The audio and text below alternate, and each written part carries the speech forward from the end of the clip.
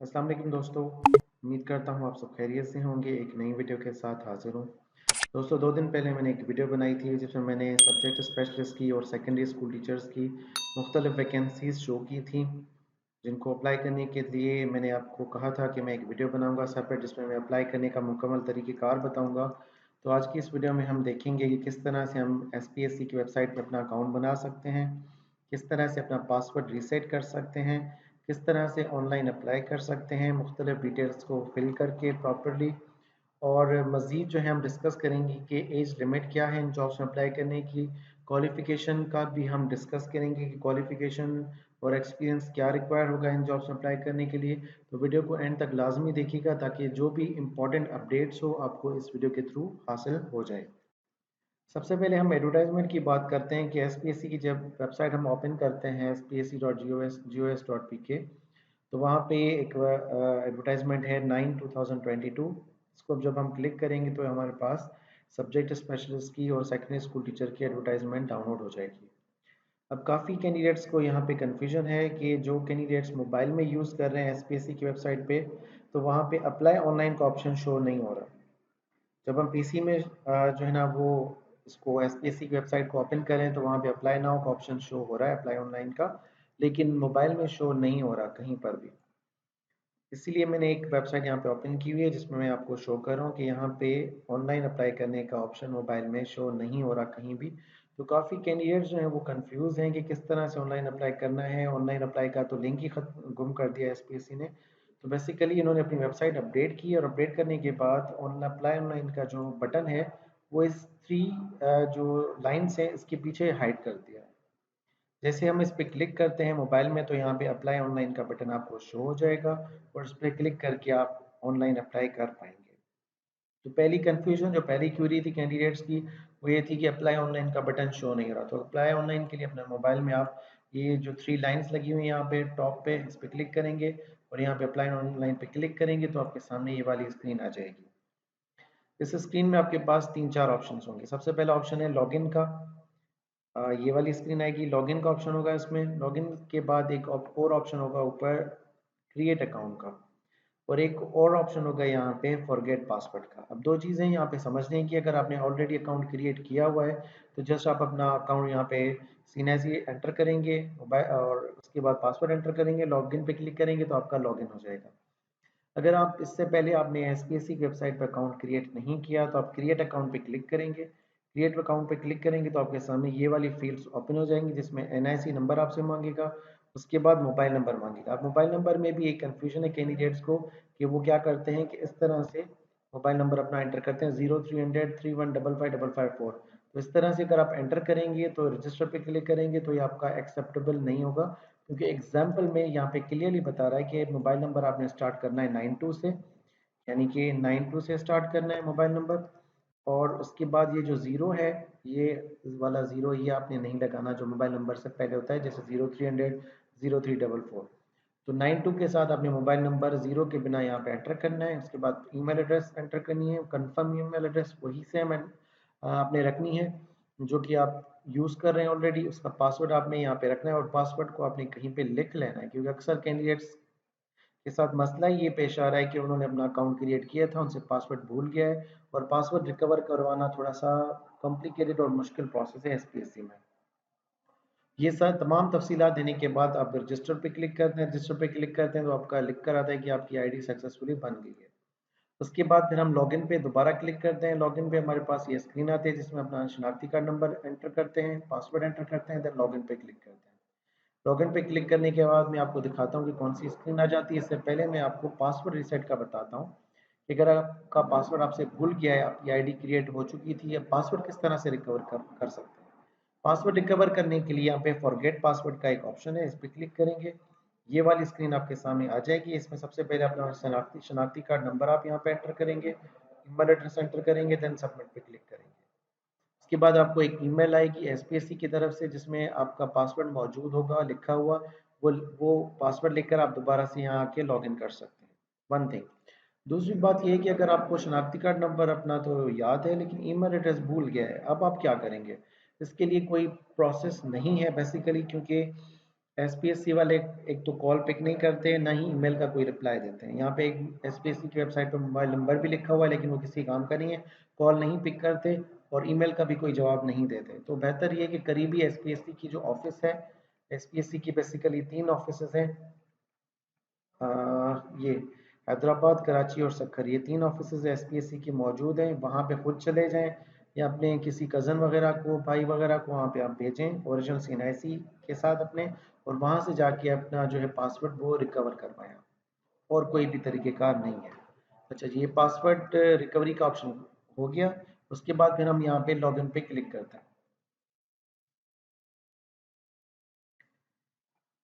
जैसे ही हमने लॉगिन पे क्लिक किया, हमारे सामने ये डैशबोर्ड आ गया एसपीएससी का। एक ऑलरेडी मैंने आईडी बनाई हुई है जिसको मैं आपको गाइड करता हूँ, क्योंकि आपका भी टाइम बच जाएगा। अगर मैं दोबारा सारी डिटेल्स फिल करूँगा तो उसमें टाइम लग जाएगा। तो ये डैशबोर्ड है एसपीएससी का, जहाँ पे तमाम तफसीलात एंटर करनी है, उसके बाद अप्लाई करना है। अब यहाँ से मजीद कंटिन्यू करने से पहले हम एडवर्टाइजमेंट को थोड़ा सा देख लेते हैं, रीड कर लेते हैं, क्योंकि काफ़ी कैंडिडेट्स को कन्फ्यूजन है कि क्वालिफिकेशन क्या रिक्वायर होगी और एज क्या रिक्वायर होगी। पिछली वीडियो में क्वालिफिकेशंस में क्लियर कर चुका था, लेकिन फिर भी मैं इसको मजीद थोड़ा सा एक्सप्लेन कर देता हूँ हर एक कैंडिडेट के पॉइंट ऑफ व्यू के साथ। और एसपीएससी से थोड़ी मेरी डिस्कशन हुई थी, वो भी मैं आपके साथ शेयर कर देता हूँ। एडवर्टाइजमेंट के मुताबिक जो 2 पोस्ट हैं जिनके बारे में हम यहाँ पे तस्करा कर रहे हैं, पहली पोस्ट है सब्जेक्ट स्पेशलिस्ट बीपीएस 17 की। इसके लिए जो क्लियर क्वालिफिकेशन यहाँ पे बताई गई है कि वो मास्टर्स होनी चाहिए या इक्विवेलेंट डिग्री होनी चाहिए। यानी कि 16 ईयर एजुकेशन वाली जो भी डिग्री आपकी होती है वो एप्लीकेबल है। अब जो भी डिग्री से मुराद मैं भी आपको क्लियर कर देता हूँ, या तो आपकी मास्टर्स होनी चाहिए या आपकी बैचलर्स डिग्री होनी चाहिए। 4 साल जो डिग्री बैचलर्स ऑनर्स होती है वो होनी चाहिए 50% जो है वो मार्क्स के साथ, और इन सब्जेक्ट्स में होनी चाहिए जो सब्जेक्ट्स यहाँ पे मेंशन है। या तो इंग्लिश में होनी चाहिए, जैसे कि बीएस इंग्लिश होती है या एमए इंग्लिश होती है, या तो सिंधी में होनी चाहिए, जैसे कि बीएस सिंधी होती है या बीए एमए सिंधी होती है। उसके बाद या तो BA B MS sorry MA Urdu होनी चाहिए या बीएस उर्दू होनी चाहिए, बीएस पाकिस्तान स्टडीज़ होनी चाहिए या एमए पाकिस्तान स्टडीज़ होनी चाहिए, MA Islamiyat Islamic history Islamic culture होनी चाहिए, या आपके पास बीएस इस्लामियात इस्लामिक कल्चर या इस्लामिक हिस्ट्री होनी चाहिए। सिर्फ और सिर्फ ये जो डिग्रीज मैंने आपको यहाँ पे बताई वही कैंडिडेट्स अप्लाई कर सकते हैं। इसके अलावा दूसरी डिग्रीज होल्डर जो हैं वो अप्लाई नहीं कर सकते। क्लियरली बता रहा है कि मास्टर डिग्री होनी चाहिए या बैचलर्स 4 साल डिग्री होनी चाहिए इन रेलेवेंट सब्जेक्ट में। रेलेवेंट सब्जेक्ट जो सब्जेक्ट्स यहाँ पे मेंशन है, उसके अलावा कोई भी इन जॉब्स में अप्लाई नहीं कर सकता। तो उसकी क्वालिफिकेशन सब्जेक्ट स्पेशलिस्ट की बिल्कुल क्लियर होगी। उसके बाद फिर नेक्स्ट क्वालिफिकेशन है हमारे पास, वो है secondary school teacher SST BPS 16 की। अब इसमें सबसे पहली जो कंफ्यूजन ये है कि यहाँ पे कहीं पर भी लिखा नहीं हुआ कि आपकी जो डिग्री हो वो 16 ईयर एजुकेशन हो। तो यहाँ पे ये चीज़ तो क्लियर होती है कि 14 ईयर एजुकेशन वाले, 14 ईयर एजुकेशन वाले कौन होते हैं? जो कॉलेज साइड से 2 साल डिग्री करते हैं इंटरमीडिएट के बाद, वो भी कैंडिडेट्स इन जॉब्स में अप्लाई कर सकते हैं। अब ये जो यहाँ पे सेकेंडरी स्कूल की टीचर की क्वालिफिकेशन यहाँ पे शो हो रही है, वो एसपीएससी ने नहीं बनाई, वो सिंध गवर्नमेंट ने बनाई है। और सिंध गवर्नमेंट ने किस तरह से बनाई है, थोड़ी सी इसमें कंफ्यूजन है, लेकिन ये है कि मैं आपको क्लियर कर देता हूँ। सबसे पहले यहाँ पे साइंस कैटेगरी है, उसमें बता रहा है कि बीसीएस होनी चाहिए, बीएससी होनी या बीएससी होनी चाहिए इन रेलेवेंट सब्जेक्ट में मिनिमम 50% मार्क्स के साथ और equivalent from HEC recognised university के साथ। सबसे पहले तो ये नोट करने की चीज़ है कि बीसीएस डिग्री आपकी होनी चाहिए, बीसीएस यानी बैचलर्स ऑफ कंप्यूटर साइंस। अब ये चीज़ मैंने कंफर्मेशन वहाँ से की एसपीएससी से, एक रिप्रेजेंटेटिव थे एसपीएससी से, उनसे मैंने बात की तो उन्होंने कहा कि बीसीएस और बीएससी लिखा हुआ है, इट मींस बैचलर्स जो कोई भी डिग्री है इनके जो रेलेवेंट सब्जेक्ट में मौजूद है वो तमाम कैंडिडेट्स अप्लाई कर सकते हैं। इट मींस बीसीएस अगर आपकी कंप्यूटर साइंस में कोई भी बैचलर्स डिग्री है 4 इयर्स की या 2 इयर्स की तो आप अप्लाई कर सकते हैं। बीएससी अगर आपकी 2 इयर्स की है या 4 इयर्स की है रेलेवेंट सब्जेक्ट में, तो आप इन जॉब्स में अप्लाई कर सकते हैं। तो ये चीज़ आपकी यहाँ से क्लियर हो जाती है। दूसरी बात, एक जनरल कैटेगरी भी है। अब साइंस की जो सब्जेक्ट्स हैं वो जाहिर सी बात है बीएससी में ज़्यादा पढ़ते हैं और कंप्यूटर साइंस का एक ही सब्जेक्ट होता है, तो ये वाला जो पोर्शन है बेसिकली है ही साइंस का। इसमें जो दूसरी डिग्री होल्डर्स है जैसे कि बीपीए हो गया, बीपीए हो गया और बीएस आर्कियोलॉजी हो गया, बीएस लाइब्रेरी साइंस हो गया, बीडीएस हो गया, कोई भी बैचलर्स और डिग्री है जो साइंस सब्जेक्ट्स के अलावा है, तो वो यहाँ पे वो इन जॉब्स में अप्लाई नहीं कर सकते। एक और जनरल कैटेगरी है हमारे पास। जनरल कैटेगरी में सिंपल क्वालिफिकेशन बता रहा है कि कोई भी बीए डिग्री हो या बीकॉम डिग्री हो इन रेलेवेंट सब्जेक्ट में। अब रेलेवेंट सब्जेक्ट यहाँ पे लिखना कोई भी तुक नहीं बनता था, ये सिंध गवर्नमेंट से थोड़ी सी मिस्टेक हो गई है क्वालिफिकेशन को चेंज करते वक्त। तो यहाँ पे क्लियरली बता रहा हूँ कि ग्रेजुएशन कोई भी हो आपकी, बैचलर्स की कोई भी डिग्री हो, आप इस जनरल कैटेगरी में अप्लाई कर सकते हैं। ये मैंने कंफर्म किया है एसपीएससी से। बाकी जो दो चीज़ें उन्होंने बताई मुझे, वो ये बताया कि इंजीनियर्स और डॉक्टर्स जो हैं उनका कंफर्म नहीं है कि वो इसमें अप्लाई कर सकते हैं या नहीं, क्योंकि ये पॉलिसी सिंध गवर्नमेंट ने बनाई है। हो सकता है आगे चल के उनको भी मौका दिया जाए और वो भी इसमें एलिजिबल हो जाएं। तो मुझे जो सजेस्ट किया एसपीसी वालों ने वो ये सजेस्ट किया कि 500 का चालान है, अप्लाई फिलहाल कर दें, आगे जाके हो सकता है क्राइटेरिया चेंज हो जाए और वो भी बी वाले जो बी होल्डर्स हैं, कोई भी हो, बी इलेक्ट्रॉनिक्स हो, टेली कम्युनिकेशन हो, कोई भी हो, वो भी एलिजिबल हो सकते हैं। 50-50 चांसेस हैं, क्लियरली बता रहा हूँ कि इंजीनियर्स के लिए, डॉक्टर्स के लिए 50-50 चांसेस हैं, वो इसमें अप्लाई कर सकते हैं लेकिन अपने रिस्क पे। बाकी जितने भी डिग्री होल्डर्स हैं, बैचलर्स जिनकी की हुई है या मास्टर्स की हुई है डिग्री, वो इस जनरल कैटेगरी में अप्लाई करने के अहले अप्लाई कर सकते हैं। और यहाँ पे इनके सब्जेक्ट्स भी मेंशन है। सब्जेक्ट जो आपको सिलेक्ट करना है, जिसमें आपको पढ़ाना है, वो आपने जब ऑनलाइन अप्लाई करेंगे तो वहाँ पे जाके आपने सिलेक्ट ज़रूर करना होगा, क्योंकि हर एक सब्जेक्ट की अलग अलग जो है ना टोटल सीट्स हैं, तो वो आपने वहाँ पे सिलेक्ट करना होगा। तो यहाँ से ये चीज़ क्लियर हो गई कि एसएस के लिए, सब्जेक्ट स्पेशलिस्ट के लिए सिर्फ और सिर्फ रेलेवेंट डिग्री होल्डर जो हैं वो अप्लाई कर सकते हैं। और एसएसटी जो आपकी साइंस कैटेगरी है तो उसमें बीएससी और बीसीएस वाले जो कैंडिडेट्स हैं या जो भी बैचलर्स साइंस में है, जो भी बैचलर्स कंप्यूटर साइंस में है, वो कैंडिडेट्स इन जॉब्स में अप्लाई कर सकते हैं।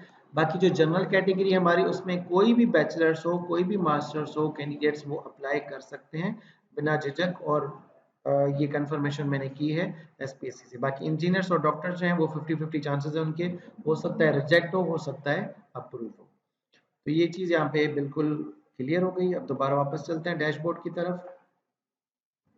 अच्छा जी, इसको मजीद देखने से पहले एक और चीज़ मुझे याद आ गई, वो मैं आपको क्लियर कर देता हूँ। एज लिमिट, एज लिमिट यहाँ पे क्लियरली बताई गई है कि 21 साल से 30 साल के कैंडिडेट्स अप्लाई कर सकते हैं सब्जेक्ट स्पेशलिस्ट की जॉब में, और सेकेंडरी स्कूल टीचर की जॉब में भी 21 साल से 30 साल के कैंडिडेट्स अप्लाई कर सकते हैं। अब इसकी एक चीज़ मैं आपको बताता चलूँ कि सिंध गवर्नमेंट की जानब से एज रिलैक्सेशन दी गई थी, जो कि जून 2022 में एक्सपायर हो चुकी है। उसके मुताबिक 15 साल की जनरल एज रिलैक्सेशन थी तमाम सिंध गवर्नमेंट की जॉब्स में। अब वो नोटिफिकेशन एक्सपायर हो गया, इट मीन्स उसकी एप्लीकेबिलिटी जो है वो भी एक्सपायर हो चुकी है। यानी कि अब कोई भी 15 साल की जनरल एज रिलैक्सेशन नहीं है किसी भी सिंध गवर्नमेंट की जॉब में। लेकिन कैंडिडेट्स बहुत ज़्यादा कोशिश कर रहे हैं, मैं भी अपने एंड से बहुत ज़्यादा कोशिश कर रहा हूँ कि सिंध गवर्नमेंट से ये जो नोटिफिकेशन है 15 साल जनरल एज रजिस्ट्रेशन का, ये रिस्टोर करवाया जाए और 21 साल से 45 साल के जो कैंडिडेट्स हैं वो इन जॉब्स में अप्लाई कर पाएँ। फिलवक्त मैं आपको यही सजेस्ट करता हूँ कि लास्ट डेट जो है इसकी 10 दिसंबर है। 10 दिसंबर से पहले पहले आप इन जॉब्स में अप्लाई कर दें। होपफुली इंशाल्लाह दिसंबर के पहले हफ्ते में एज रिलैक्सेशन का जो नोटिफिकेशन है वो सिंध गवर्नमेंट अनाउंस कर देगी, जिसके मुताबिक 15 साल की जनरल एज रिलैक्सेशन मौजूद होगी और 21 साल से 45 साल के कैंडिडेट्स वो एप्लीकेबल होंगे इन जॉब्स में अप्लाई करने के लिए। तो बिना झिझक फिलहाल एज लिमिट को यहाँ पे आपने साइड रख के अप्लाई करना है, अप्लाई करके इसकी तैयारी शुरू कर दें। ठीक है, दोबारा हम आते हैं सिंध जो एसपीसी का जो डैशबोर्ड है इस पे आते हैं। इसमें सबसे पहले आपने जब इसको लॉगिन करेंगे तो यहाँ पे अपनी तफसीलात देनी होगी। तफसीलात में अपना मुकम्मल नाम लिखना है, फादर का नाम लिखना है, हस्बैंड नाम नेम लिखने की जो मैरिड फीमेल्स होंगी। पिक्चर एक आप अपनी अपनी अपलोड करेंगे 500 केबी से जो कम हो यहाँ से। इसके बाद ईमेल एड्रेस अपनी यहाँ पे आप एंटर करेंगे, पोस्टल एड्रेस आप अपनी एंटर करेंगे, परमानेंट एड्रेस एंटर करेंगे, देन डोमिसाइल यहाँ पे आप सिलेक्ट करेंगे। डोमिसाइल पे यहाँ पे मैं रुक रहा हूँ, थोड़ा सा आपको एक चीज़ गाइड कर रहा हूँ। एक बार अपने यहाँ से एक डोमिसाइल अपना सिलेक्ट कर लिया तो दोबारा इसको आप तब्दील नहीं कर पाते लास्ट डेट के अंदर अंदर किसी भी जॉब में। मिसाल के तौर पे मैंने यहाँ पे अर्बन सेलेक्ट किया और यहाँ पे कराची ईस्ट सेलेक्ट किया और मैंने इन जॉब्स में सब्जेक्ट स्पेशलिस्ट यहाँ जो है वो सेकेंडरी स्कूल टीचर की जॉब में अप्लाई कर दिया। एक बार मैंने सेलेक्ट करके अप्लाई कर दिया तो दोबारा यहाँ से डोमिसाइल जो है वो चेंज नहीं होगा।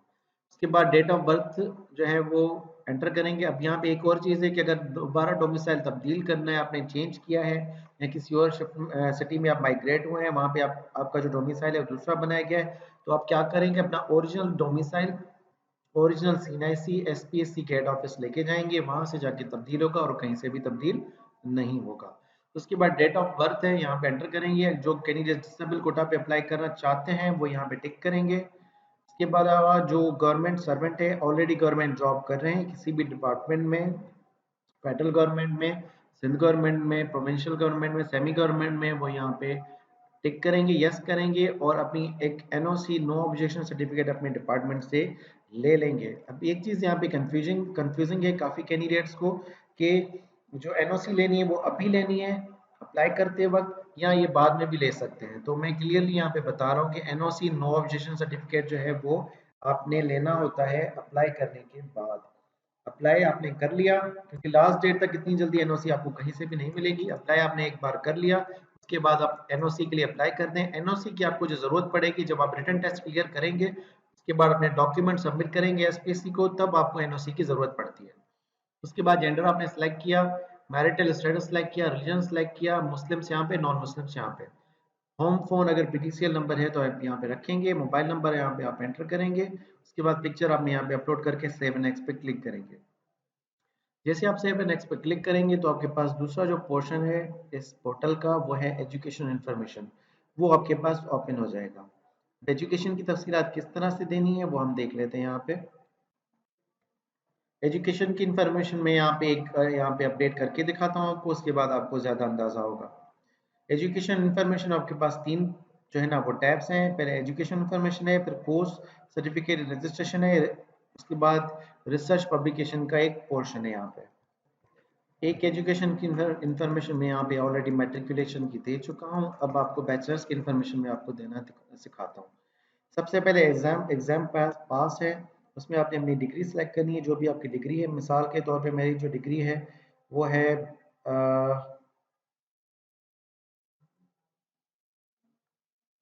Bachelor of computer science BCS. BCS मैंने यहाँ पे सिलेक्ट कर ली। उसके बाद रिजल्ट डिक्लेरेशन डेट आपने यहाँ पे सिलेक्ट करनी है, वो लाजमी देनी है कि जिस डेट पे आपका जो रिजल्ट है वो डिक्लेयर हुआ। उसके बाद फिर आपने यूनिवर्सिटी और बोर्ड यहाँ पे सिलेक्ट करनी है। मिसाल के तौर पे यहाँ पे मैं सिलेक्ट कर रहा हूँ यूनिवर्सिटी ऑफ लाहौर। मिसाल के तौर पे यूनिवर्सिटी ऑफ लाहौर में यहाँ पे सिलेक्ट करता हूँ। अगर आपकी यूनिवर्सिटी बोर्ड यहाँ पे मौजूद नहीं है तो आप इसको खाली छोड़ के यहाँ पे पर नाम लिख सकते हैं यूनिवर्सिटी या बोर्ड का खुद।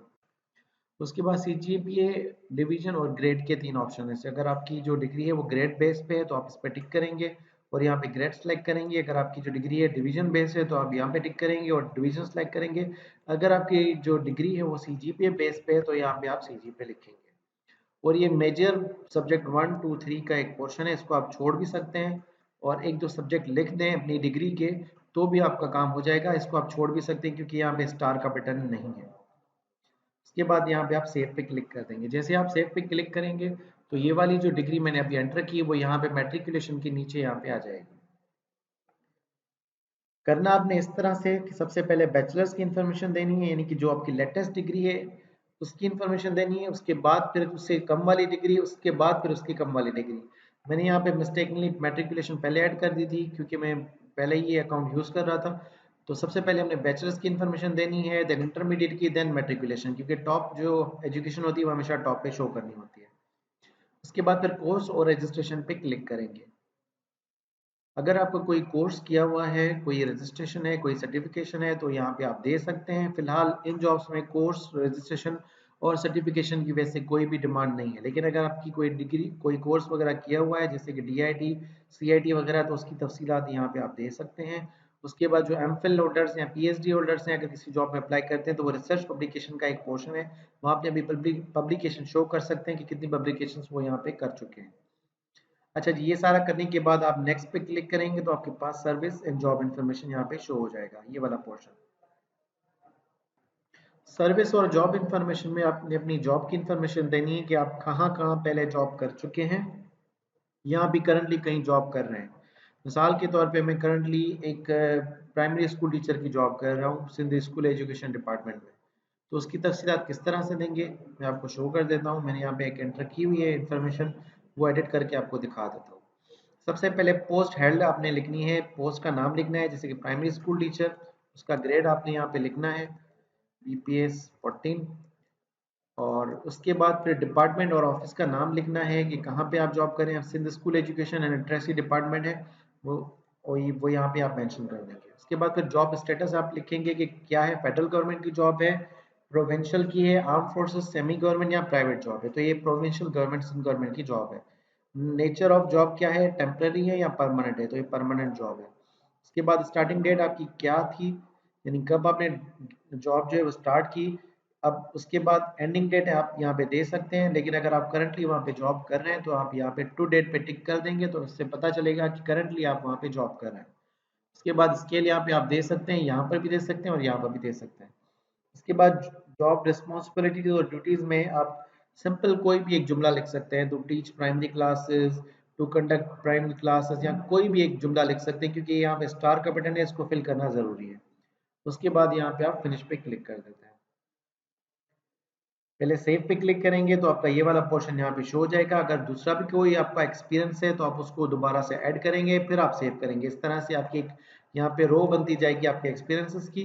जब आप सारे एक्सपीरियंस दे चुके हैं उसके बाद आप फिनिश पे क्लिक करेंगे।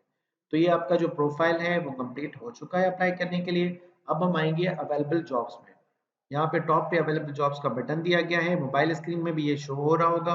अवेलेबल जॉब्स पे क्लिक करेंगे तो यहाँ पे जितनी भी अवेलेबल जॉब्स हैं SPSC की जानब से अनाउंस की जा चुकी हैं इस वक्त तक, वो सारी जॉब्स यहाँ पे शो होंगी। ये तमाम जॉब्स यहाँ पे शो हो रही हैं। और सबसे नीचे जो है लास्ट जो एडवर्टाइजमेंट है वो ये है सब्जेक्ट स्पेशलिस्ट की और सेकेंडरी स्कूल टीचर की। अब यहाँ पे बहुत सारे लोग कंफ्यूज होते हैं कि मैं किस में अप्लाई करूँ, यहाँ पे बहुत कोटा बहुत चीज़ें यहाँ पे लिखी हैं, अब क्या करूँ मैं। सिंपल है, सबसे पहले आपने सर्च करनी है सब्जेक्ट स्पेशलिस्ट की जॉब, जहाँ पे शुरू होती है। अब सब्जेक्ट स्पेशलिस्ट की जॉब यहाँ से शुरू होती है, ऊपर प्लानिंग की ऑफिसर की जॉब है, यहाँ पे सब्जेक्ट स्पेशलिस्ट यहाँ से शुरू होती है। अब सब्जेक्ट स्पेशलिस्ट इंग्लिश के सब्जेक्ट में अगर आपने अप्लाई करना है तो उसमें मुख्तलिफ कोटा है। पहला कोटा है इसमें सब्जेक्ट में ओपन मेरिट कोटा, फिर डिसेबल यानी कि जो डिसेबल पर्सन्स होते हैं उनका कोटा है, माइनॉरिटी का कोटा है, फिर ओपन मेरिट फीमेल का कोटा है। मेल का कोटा यहाँ तक हो गया, 1 2 3 ये तीनों मेल के कोटा है। उसके बाद फिर फीमेल के ये 3 कोटा है। फिर उसके बाद सिंधी का सब्जेक्ट है, मेल के 3 कोटा है, फीमेल के 3 कोटा है। तो आपने करना ये है कि अगर आप जो है ना वो मुस्लिम हैं और अप्लाई कर रहे हैं तो आपने सिंपली यहाँ पे ओपन मेरिट पे क्लिक करके अप्लाई नाउ पे क्लिक करेंगे और उसके बाद तफसीलात फिल करके आप अप्लाई करेंगे। अगर आप डिसेबल कैंडिडेट्स हैं, स्पेशल पर्सन हैं, तो आप ओपन मेरिट पे अप्लाई नहीं करेंगे, आप डिसेबल पर्सन वाला जो पोर्शन है इस पे अप्लाई करेंगे। उसके अलावा अगर आप माइनॉरिटी कोटा पे और ओपन मेरिट कोटा पे, सॉरी, माइनॉरिटी कोटा और ओपन मेरिट कोटा जो है वो दोनों पे अप्लाई किया जा सकता है, और डिसेबल पर्सन और ओपन मेरिट कोटा दोनों पे भी अप्लाई किया जा सकता है। अगर आप डिसेबल पर्सन है तो दोनों पे अप्लाई कर सकते हैं, चालान आपका एक ही यूज होगा इस पर्टिकुलर सब्जेक्ट के लिए, इस पर्टिकुलर जॉब के लिए। मिसाल के तौर पे अगर मैं डिसेबल पर्सन हूँ तो सबसे पहले इस पे अप्लाई करूंगा, उसके बाद ओपन मेरिट कोटा पे अप्लाई करूंगा सेम चालान नंबर देने के बाद। उसके बाद अगर आप माइनॉरिटी कोटा से बिलोंग करते हैं, नॉन मुस्लिम है, तो आप ओपन मेरिट कोटा और माइनॉरिटी कोटा पे अप्लाई कर सकते हैं। अगर आप माइनॉरिटी कोटा के साथ साथ डिसेबल भी हैं तो आप तीनों कोटास पे अप्लाई कर सकते हैं, माइनॉरिटी पे भी, डिसेबल पे भी, ओपन मेरिट पे भी। एक एक करके आपने अप्लाई करना है और चालान आपका एक ही यूज होगा, क्योंकि ये क्लियरली एडवर्टाइजमेंट में लिखा हुआ है। मैं आपको दिखा देता हूँ यहाँ पे।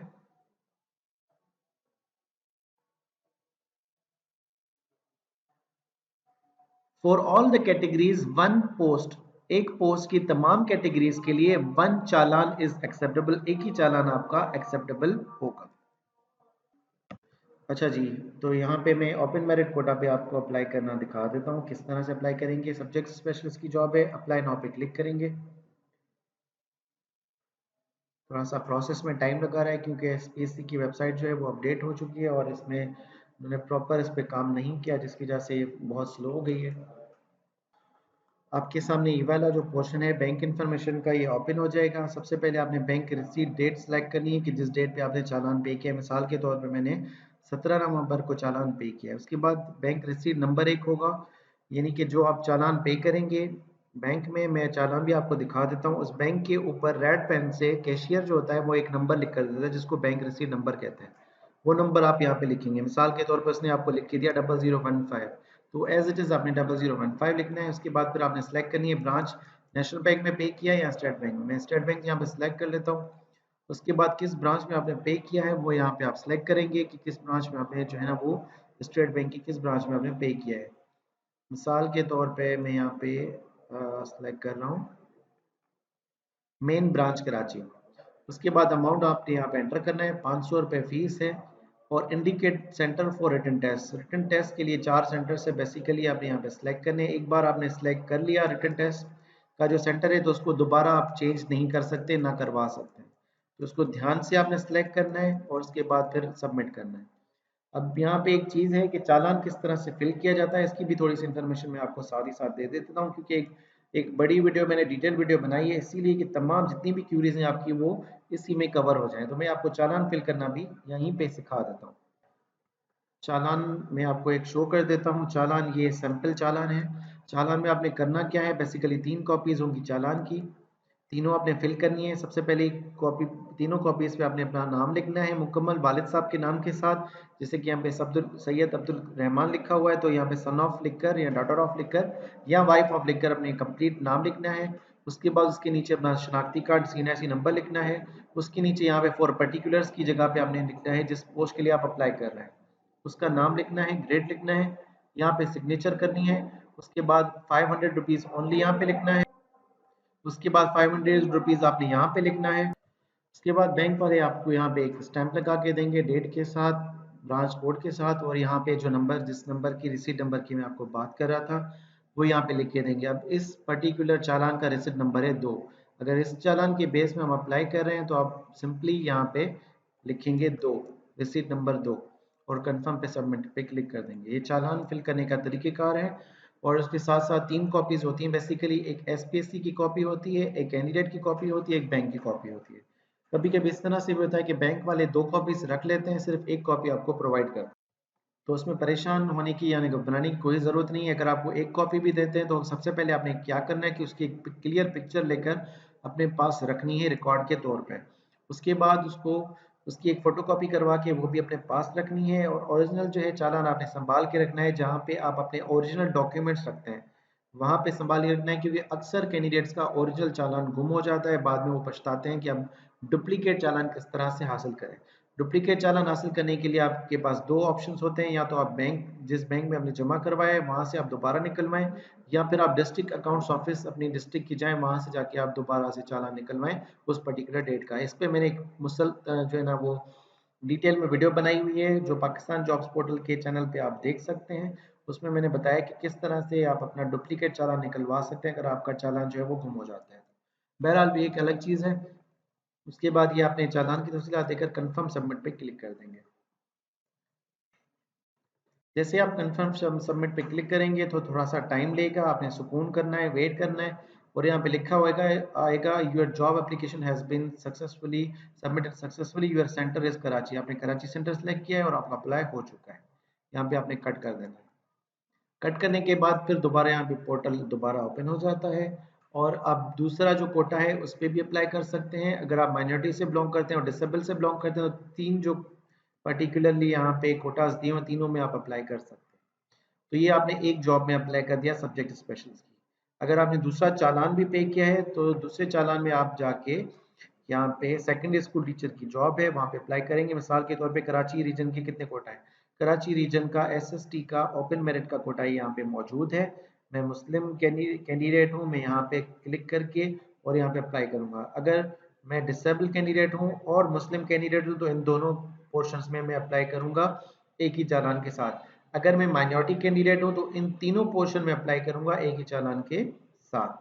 तो यहाँ पे सेकेंडरी स्कूल टीचर को अप्लाई करने के लिए आपने अप्लाई नाउ पे क्लिक करेंगे और चालान जो आपने दूसरा चालान पे किया है उसकी तमाम तफसीलात एंटर करेंगे और अप्लाई कर देंगे। अच्छा जी, अब हमें कंफर्म कैसे होगा कि आपका अप्लाई हो चुका है? अप्लाई को कंफर्म करने के लिए जॉब हिस्ट्री और प्रिंट फॉर्म पे क्लिक करेंगे।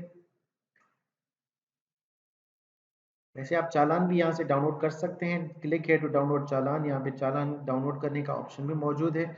अगर आप यहाँ से डाउनलोड नहीं करना चाह रहे हैं तो एसपीएससी की वेबसाइट पे जाएंगे, यहाँ पे डाउनलोड्स पे क्लिक करेंगे। जैसे आप डाउनलोड्स पे क्लिक करेंगे तो ये वाला जो पोर्शन है आपके पास, ये वाली जो वेबसाइट है ओपन हो जाएगी। इसमें यहाँ पे सबसे डाउन में लिखा हुआ है डाउनलोड चालान, इस पर क्लिक करेंगे तो आपका जो चालान है वो डाउनलोड हो जाएगा। ठीक है, तो हमने जॉब हिस्ट्री और प्रिंट फॉर्म पे क्लिक किया तो यहाँ पे लिखा हुआ आ गया कि subject specialist English open merit male quota पे आपने अप्लाई किया है, जो कि अंडर इनिशियल प्रोसेस है। अब काफ़ी कैंडिडेट्स अंडर इनिशियल प्रोसेस को देखकर कंफ्यूज होते हैं कि ये स्टेटस चेंज होगा। तो मैं आपको यहाँ पे क्लियर बता देता हूँ कि ये स्टेटस जो है वो चेंज नहीं होगा। यहाँ पे सिर्फ और सिर्फ ये जब जॉब्स खत्म हो जाएंगी, इनके टेस्ट वगैरह हो जाएंगे, लोग सिलेक्ट हो जाएंगे, यहाँ पे अंडर इनिशियल प्रोसेस की जगह पे कंप्लीट लिख कर आएगा। इट मीन्स ये जॉब्स खत्म हो चुकी है। बाकी इसका कोई स्टेटस का वास्ता नहीं है इस चीज से। जैसे कि सखर IBA वाले जो है ना अपडेट करते हैं एक्सेप्टेड रिजेक्टेड और दूसरी चीजें, तो ये स्टेटस वाला जो पोर्शन है इनका बिल्कुल फजूल है, किसी काम का नहीं है। सिर्फ ये अंडर इनिशियल प्रोसेस शो होता है और कंप्लीटेड शो होता है और इसका कोई भी काम नहीं होता। उसके बाद फॉर्म को चेक करने के लिए कि आपने सही फिल किया है या नहीं, प्रिंट पे क्लिक करेंगे। जैसे आप प्रिंट पे क्लिक करेंगे तो यहाँ पे तमाम तफसीलात आपकी शो हो जाएंगी कि जो आपने फॉर्म फिल किया था वो सही फिल किया या नहीं।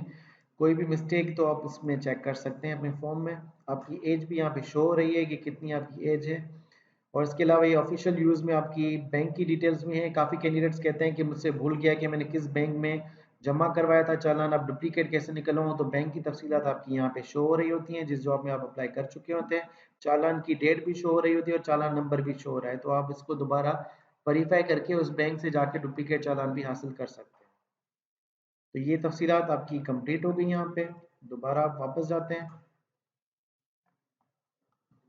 और होम पे दोबारा क्लिक करेंगे तो आपको यहाँ पे न्यूज़ अलर्ट में लिखा हुआ है कि subject specialist English open merit quota male में अंडर इनिशियल प्रोसेस है, आपने सक्सेसफुली इन जॉब्स में अप्लाई कर दिया है।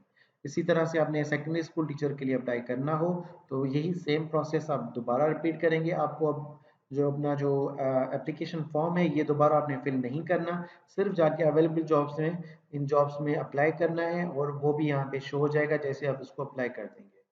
तो दोस्तों ये था तरीका इन जॉब्स में अप्लाई करने का, चालान फिल करने का, एलिजिबिलिटी क्राइटेरिया और पासवर्ड को किस तरह से रिकवर किया जाता है, चालान को किस तरह से डाउनलोड किया जाता है। तमाम तर तफसीलात मैंने यहाँ आपको इस डिटेल्ड वीडियो में शेयर कर दी हैं। उम्मीद करता हूँ कि वीडियो को आपने एंड तक लाजमी देखा होगा क्योंकि बहुत इंपॉर्टेंट और अपडेटेड इन्फॉर्मेशन मैंने आपके साथ शेयर कर चुका हूँ। और उम्मीद करता हूँ कि वीडियो आपको पसंद आई होगी। अगर पसंद आई है तो इसको लाइक कीजिएगा, कमेंट कीजिएगा, अपने दोस्तों के साथ ज़रूर शेयर कीजिएगा और चैनल को लाजमी सब्सक्राइब कीजिएगा। अपना बहुत ज़्यादा ख्याल रखिएगा। मिलते हैं अगली वीडियो में। अल्लाह हाफिज़।